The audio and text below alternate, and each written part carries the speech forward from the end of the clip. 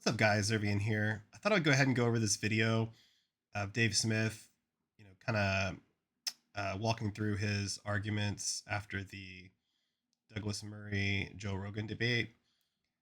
I wanted to get this out earlier, but I was in YouTube jail for streaming poker, which I guess they now consider selling unregulated goods, even though I wasn't selling anything.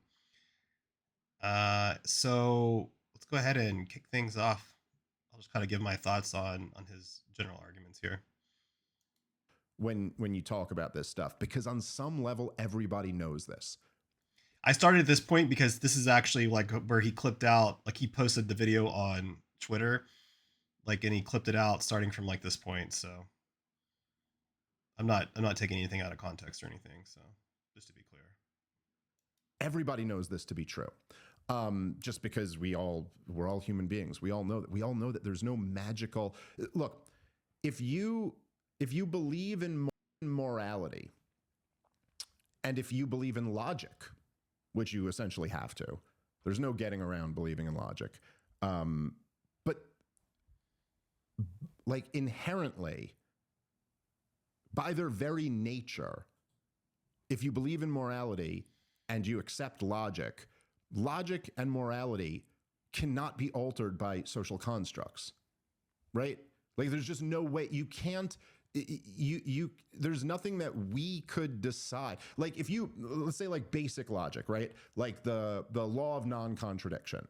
Okay. So if I were to say to you, I do not exist, what's the problem with that statement? Well, it's a self-detonating statement. It's a contradiction. You said the word I, and then you claim you didn't exist. You acknowledged what you were, and then it said you didn't exist. So that assertion falls apart because it's logically incoherent.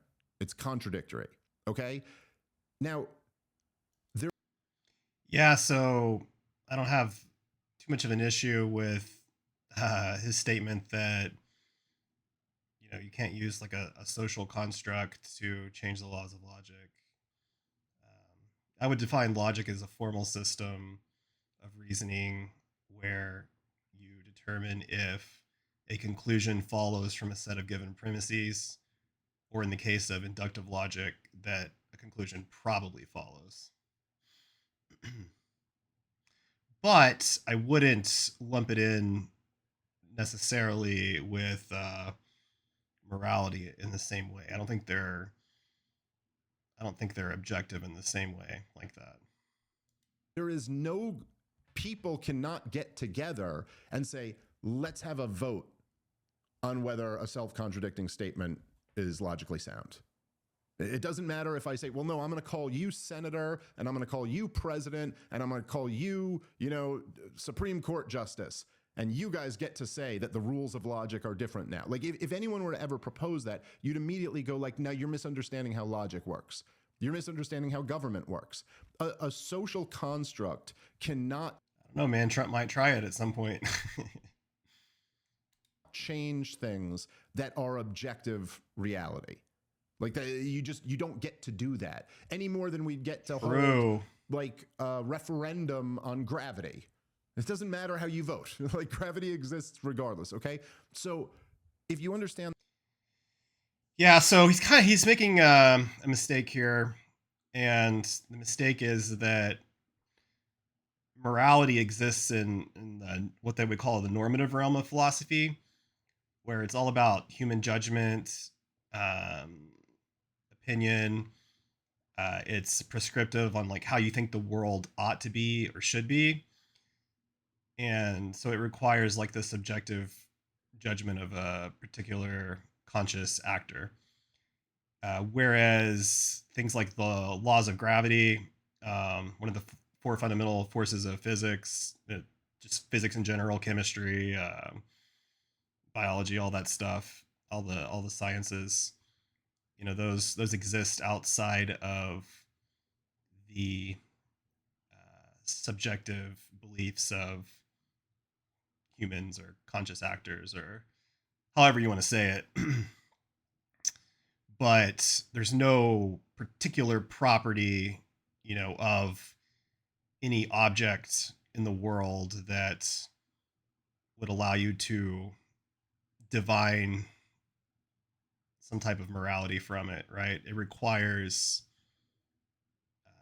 human conscious actors to make judgments about the behaviors of other conscious actors, right? Even if it is objective, then it's still subject to human reasoning, which is fallible. Errors can be made, disagreements will be had. So that's kind of my opinion on that. And that, like, definitionally, you cannot, there is no such thing, as I said on Pierce Morgan the other day, as macro and micro morality. Before he gets into this, so yeah, another example, like, I mean, you can see like throughout history that morality does tend to evolve and change, and you can see this with things like slavery. You know, you go back to the Bible, for instance, um, Old Testament, you know, slavery was allowed. Ancient Rome, slavery was allowed. Now we would, you know, very much condemn it almost universally. So things do evolve and are subject to change. And there are other examples as well, which I won't really get into at the moment, but You can't say, like, it would be immoral to do it here, but it's moral to do it there, any more than you could say, like, you know, raping someone or murdering someone is immoral in North America, but it's morally accepted in sub-Saharan Africa. Like, that just doesn't make any sense. It's a contradiction. These things are, if you believe in morality, then by its very nature, it has to transcend all of these things, right? And particularly if you're a religious person who believes in morality, then, like, if God is judging us based on what we do morally, it doesn't make any sense that God would go, you know. yeah, it's interesting he brings up religion and God here. I mean, pretty clearly, God has absolutely a different standard on what he would call, or what Dave calls the macro front here, or the government level. So, for example, you know, you for the individual level in the Bible, you know, you have like the Ten Commandments for the Israelites, but then when they go to war with someone, let's say like the Canaanites, for example, then God's like basically kill every man, woman, and child. So he clearly had. There's clearly a different. There's actually very clear different standard of what is or is not acceptable on the macro level, even in religion in the Bible and stuff. So I would definitely disagree with him there. Unless you guys get together and form an organization, and then it's totally different. And obviously, I think this has something to do with the kind of the religion. So yeah, I guess I'll go ahead and continue on here. And so basically, what Dave is kind of missing here is he's thinking in terms of like a deontological type of morality where any moral action should be able to be applied universally in all cases. Consequences do not matter, right? But it doesn't necessarily always apply in terms of government. So let's ask, you know, why do we have government, right? We could go back to like Thomas Hobbes and his idea of the state of nature, which he described as a chaotic state of a war of all against all.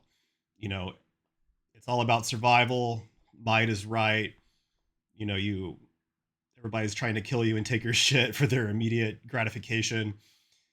Just a really terrible thing. You can think like a post-apocalyptic for visualization, something like the early seasons of The Walking Dead or some shit like that. Like horrible thing. You can forge alliances, but as soon as they cease to become useful, people stab you in the back, betray you, take your shit, right? So at some point, people are like, "Well, this sucks. We can agree to give up some of our freedoms for protection." And this is kind of the birth of the idea of the social contract. And once the social contract is formed, then the government that takes up the contract has a duty to protect its citizens and to minimize their suffering. And in this situation, now all of a sudden, consequences absolutely do matter. They absolutely do, because you're responsible for an entire population of people. So this kind of lends itself to more of a consequentialist morality system, where what is moral is determined by the outcome, And so this is kind of where Dave is, you know, getting confused here. So let me give you an example. Let's say you have country A at war with country B, and they identify a significant military target. But country B knows that country A cannot attack um, if it will result in civilian casualties, right? So what's their strategy going to be? They're going to put children all over the place, right, at every military base. Country A sees the children, they're like, okay, we can't do this. Now, country B, the next day they are able to take their resources that would have been destroyed if country A had acted, and they attack country A, resulting in the death of hundreds of citizens. Now, according to a consequentialist morality, country A's failure to act is actually immoral because they failed to uphold their social contracts and hundreds of their citizens died. Now, you can't get carried away with this, of course, because it is very important that any military strike, um, there's two factors that must be taken into consideration, right? It has to be proportional and it has to be necessary. So by proportional, it means the uh, civilian harm must not exceed the military advantage gained. And necessity, is there any other way, any other action you could take other than like maybe like this military strike, right? It's going to kill the civilians. Like, could you send in some kind of a spec ops team? Could you use like a sniper? Could snatch him somehow or use like a precision strike when he's driving his car, something like that that's going to greatly reduce the civilian casualties. And I think Dave should, focus on, you know, individual instances and evaluating if particular strikes are or are not, proportional and necessary. Very valid to criticize that, but criticizing the government in general for upholding its social contract to protect the citizens, I don't think you should be focusing on that. Well, let's go ahead and continue. Of statism, which is just, there's really no other way to describe it. I know I'm going back to my libertarian roots on this one, but that really is it. I mean, if any other organization were to get together, if Walmart was just like, well, we can murder people. Like because we're Walmart. Obviously, you can't do it, but we can do it because we're Walmart. I mean, we're this great big company. Everybody would see through that immediately as just being preposterous. Like, obviously, that's not, no, you're just doing the same thing. You're just a. Yeah, so this is very, I would say, rhetorically effective, but it's not like a valid hypothetical, right? So the big difference here is that the government has a social contract to protect the citizens, and that's something that Walmart would just never have. So yeah, this comparison doesn't really work. A bigger organization. Yet somehow when governments get involved, because people in their head have this like weird concept of what governments are. I mean, myself included, I'm guilty of this, but we will constantly use, as Douglas Murray called me out for doing kind of, although he didn't mean it like this, we'll say we invaded Iraq. Right? Like we did that. Yeah, they say that because, there are elected representatives. So we are somewhat responsible for who we elect and the decisions. I mean, sometimes you can't predict, obviously, but sometimes they run on stuff and they do what they're saying they're going to do. Much like Trump now, for instance. But sometimes people will run on peace and then they're all about war, war, war. That's for sure. But that's why people say that, though, because we elect them. But we didn't, like a bunch of criminals in DC. I guess it's also like a tribal type thing as well, He did. It's not us, but you think of like the nation and the nation state almost as being the same thing. That's us. That's America. But when we're talking about the government, we're not talking about America. We're not talking about the hills or the roads or the people or the tradition or the culture or any of that. Typically, you're talking about the most corrupt members of our society who hold political power. And so with that kind of in mind as the backdrop, what I had said on Joe Rogan's podcast, and by the people who listen to the show know I've been saying this stuff for years. It's just I happen to say it on a big platform and a big debate. But it was specifically arguing with Douglas Murray over the term intentional, because he said Israel is unintentionally killing civilians. And I was like, no, that's bullshit. And in the same sense that if the example I used, which I've used many times before, but if if somebody broke into your property and killed a few of your family members and then went back to their house and you tracked them back to their house and then you just blew up the building and you went, hey, no, we didn't mean to kill all those other people in the building. I mean, we knew they were there. We knew they would die as a result of us blowing up this building, but we just wanted to get that bad guy. The others were like collateral. Yeah, so I mean, actually, he's making a decent case for why consequentialist morality doesn't really work on the individual level very well. Like you don't want to have like a bunch of Punisher wannabes like running around wreaking havoc and shit. But uh, okay, so the mistake he's making here is he's kind of conflating two different concepts together, and those concepts are foreseeability and intentionality. So, an outcome is foreseeable if a reasonable person could predict it as a likely consequence, even if it's unintended. So, a strike might kill civilians, but that's not your goal. It's just foreseeable. And intentionality is an outcome is intentional if it is the agent's deliberate goal, to kill, like your goal is to kill the terrorist. It's foreseeable that civilian could die, but your goal is to kill the terrorist. If the civilian, doesn't happen to die in the strike, your intentional goal is still accomplished.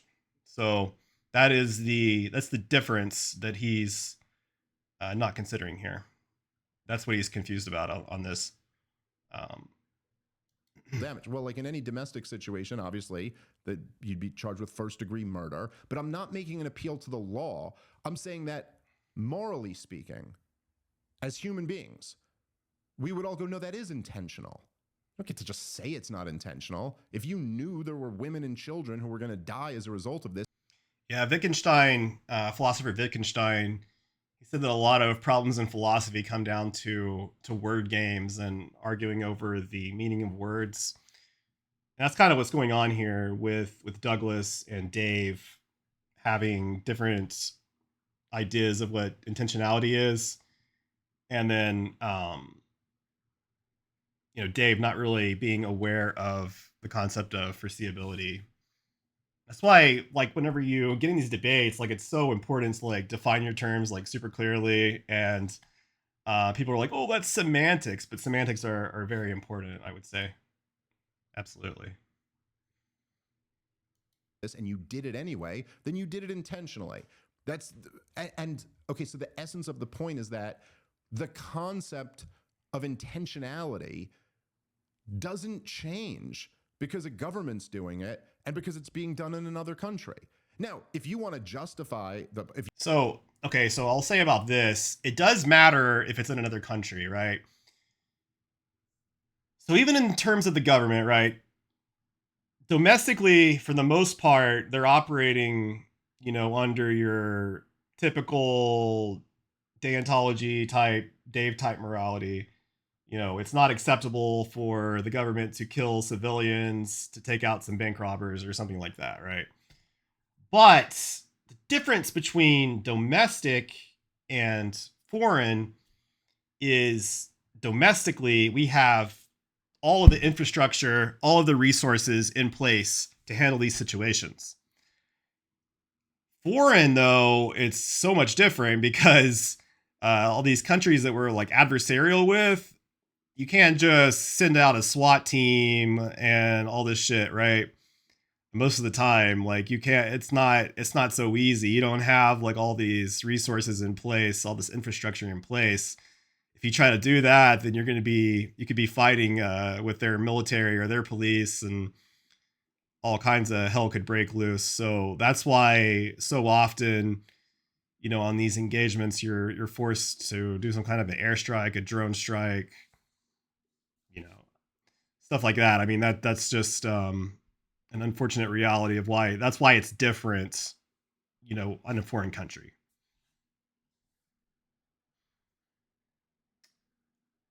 If you want to attempt to justify the policy, oh, By the way, I guess we could go through like a little example of like foreseeability and intentionality.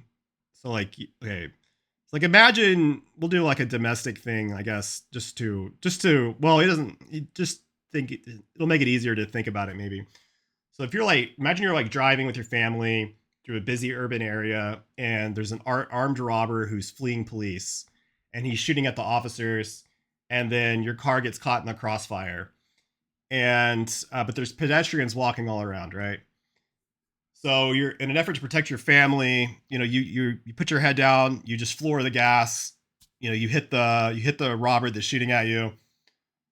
You kill him, but then your car goes forward and you also hit a pedestrian in the process, and the pedestrian dies. So you could say that the pedestrian's death was foreseeable, uh, but that was not your intention. Your intention was to neutralize the uh, robber who's having the shootout with the police and threatening your family at this point because he's shooting at your vehicle. So that's kind of the difference, the subtle difference there. okay.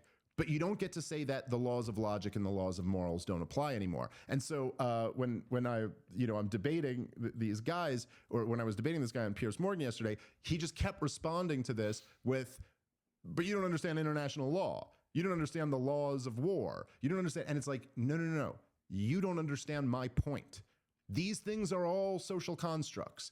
And fine, there might be some benefit to some and there might be some flaws in them, but that has nothing to do with the point that I'm making. This is a fundamental reality. It's not a subjective opinion. This isn't how I view things. This is just objectively the truth. And okay, so I think what ends up happening with this is that people,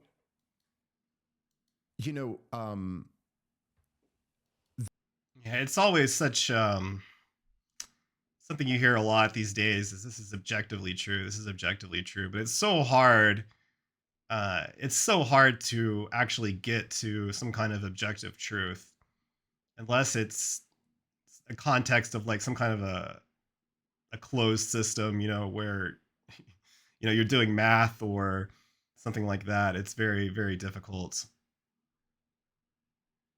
the implications of this are like kind of devastating. And I find this, it's a similar thing with peaceful parenting. I've noticed that before. Like when you talk about peaceful parenting, which I'm a big believer in, I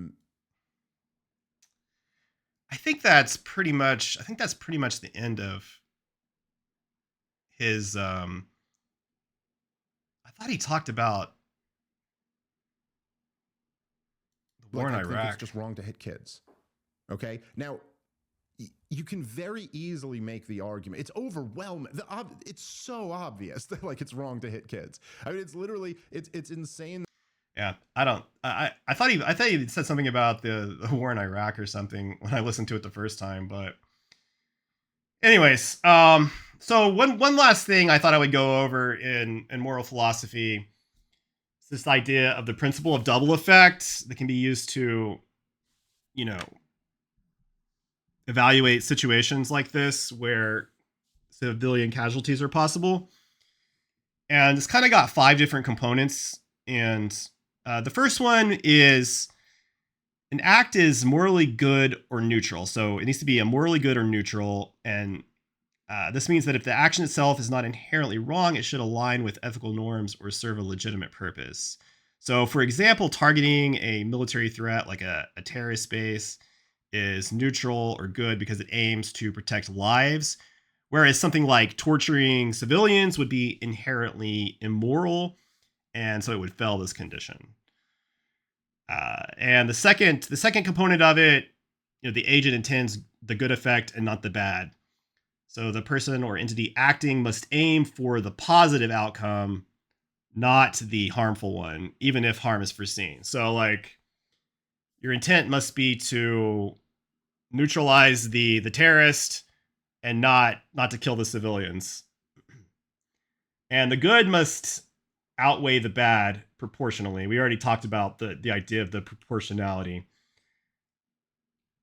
And on the next one is the necessity thing. We've also already talked about that. No less harmful means exist. And the final and most important is kind of related to the first condition, but it's that the bad effect must not be the means to achieve the good effect. So you shouldn't be engaging in acts of terrorism, like intentionally targeting civilians to like demoralize or destabilize the population. So those are kind of the 5 factors that you have to keep in mind, or that a government should be keeping in mind when they're, you know, planning these strikes. And there are a lot of situations that I think are not justified. I mean, we could look. You look to like the recent signal leaks from the Trump administration, right? I Dave talked about this when he was on Rogan time before last. You know, they followed the terrorist into his or they tracked him into his girlfriend's apartment building. Then they led an airstrike, destroyed the entire apartment building, killed. I mean, probably I don't know how many people are in there, possibly hundreds of civilians, right? The only thing we know about this guy that they've released is that he was the quote unquote top missile guy. So I'm pretty skeptical that this was proportional, but we don't have perfect information. However, you can evaluate situations like this, you know, without just saying it's never ever morally justified. Because sometimes if it prevents like a huge terrorist attack or a huge strike, or if it's they're going to use the military resources to attack your country, according to the consequentialist morality, it would be morally justified to take action as long as it's proportional and necessary. So, anyways, that was kind of the point of my video. I just wanted to go over this. I thought the topic was pretty interesting. I wanted to make this video like a week ago, but I streamed poker on YouTube, and they gave me a community strike. So apparently, you can't stream poker on YouTube anymore. They consider it the sell of regulated goods, even though I didn't sell shit. So I'll just be streaming poker only on Twitch. And but yeah, hopefully you guys enjoy the content. Please do like and subscribe. I know I got a lot of interesting engagement and conversations on the last couple of videos. Anyways, thank you very much. Have a great day.